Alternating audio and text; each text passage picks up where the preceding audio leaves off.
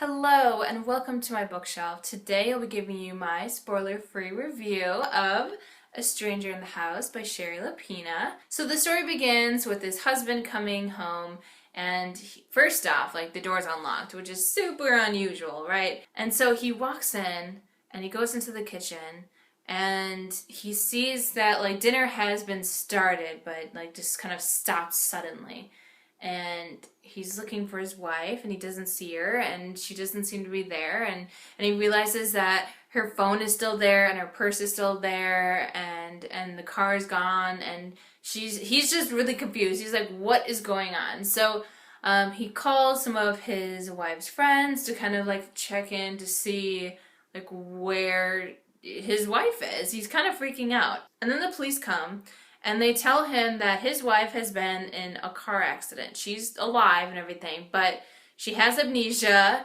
of course, and she was found, speeding and running a red light in this seedy, dark, bad place of town, right? Which is very unusual for her. They're a very well-to-do couple, and they live in this nice neighborhood and everything like that. So there's just a lot of really mysterious things going on. They're not really sure why she was out there, why she ran without, grabbing all of her stuff. And it's just really, mysterious, right? So that's kind of the setup to the story. There's a lot of questions left unanswered, and the book kind of explores, what really happened and things like that. So that's the basic setup of the story. So as you can tell, it's a thriller.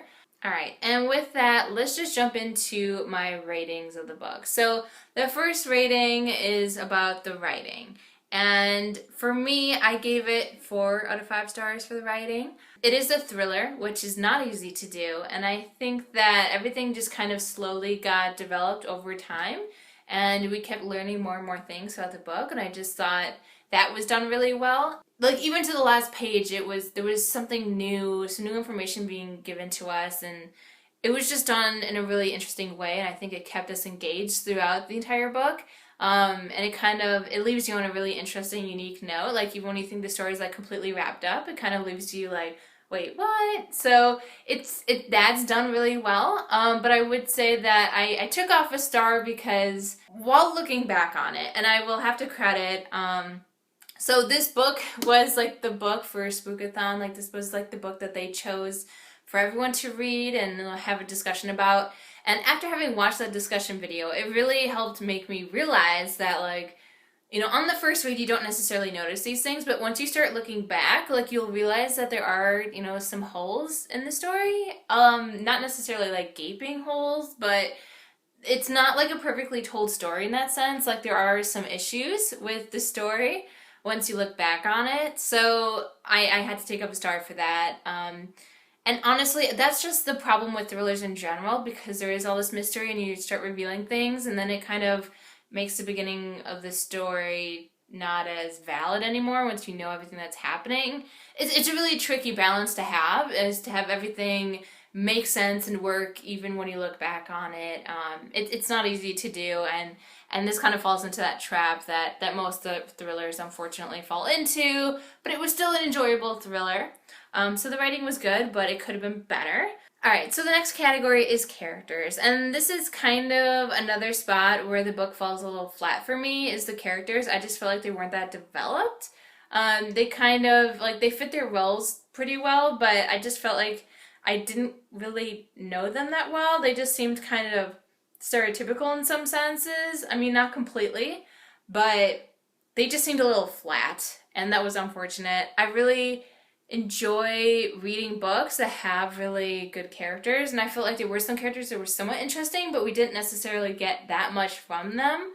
And this book, I should mention, it jumps from different points of view, which is kind of interesting in this thriller, but I think that despite getting so many different people's point of view, I still felt like we didn't really necessarily know any one person that well. It was also kind of weird, and this I think goes back to the writing a little bit, is that was a weird writing choice. So because we do get different people's perspectives, it made this story feel weird because, certain people know things, and then there's kind of lots of repetition of information. So we'll learn something because of one character, and then we have to like re-listen to them describe it, multiple different times. And that was kind of frustrating. There's just like a lot of little things that about the writing, which also kind of affected the characters that I didn't fully enjoy that much. I think it brought the reading experience down a little bit as well. So yeah, because I would expect that like if we get so many different points of view that we would really get to know all the characters like really well. And like yes, we got some glimpses of them, but they're also pretty evident from the other people's point of view as well. Like I don't think we necessarily gain that much from most of the characters' point of views that we wouldn't have gotten from just like watching someone else interact with them, if that makes sense. So it didn't necessarily gain that much. Yeah, I was just really disappointed that I didn't care as much about the characters. That was really disappointing to me. But not that they were bad characters or that I hated them or anything. They just were kind of flat. Like they were just kind of there. And I was interested to see what happened to them. Like the premise was interesting, and I think the premise was a little bit more interesting than the characters themselves, which is problematic for me.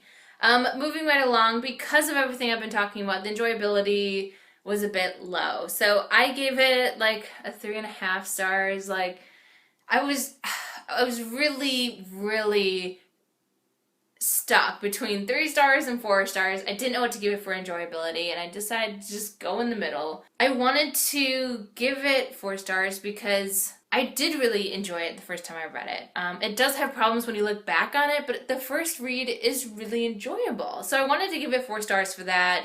Losing a star for rereadability, that's fine. But I don't know, because of the characters and their lack of development and things like that, it kind of pushed me down a little bit farther on the scale. But I don't know, I feel like a 3-star enjoyability wouldn't be accurate because I did enjoy it more than that.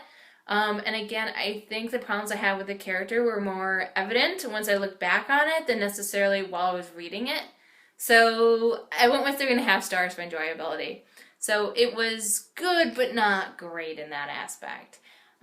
Which, brought down my enjoyability. But so overall, this book gets 3.5 stars for me. It's hard to gauge like where I would put this book. It's somewhere between a 3 and a 4 stars, so 3.5 seems pretty on point as far as that goes. So as far as recommendation goes, if you like thrillers, I would recommend it, sure. But I would just say that it's not the best thriller in the world. There are definitely thrillers that are better written.